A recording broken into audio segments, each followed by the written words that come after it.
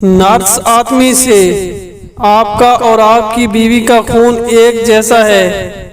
आदमी होगा जरूर होगा, 7 साल से मेरा ही खून पी रही है।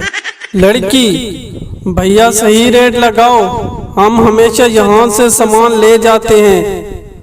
दुकानदार, बहन जी खुदा का खौफ करो, अभी 2 दिन पहले ही दुकान खोली है। लड़का, सूट अच्छा पहना है। लड़की, शुक्रिया। लड़का, लिपस्टिक अच्छी लगाई है। लड़की, शुक्रिया। लड़का, मेकअप भी बहुत अच्छा किया है। लड़की बोली, शुक्रिया भैया।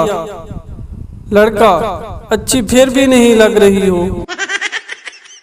बाबा जी कहते हैं अल्लाह दीन का चिराग और मेकअप शुदा औरत दोनों को रगड़ो तो अंदर से जिन निकलता है।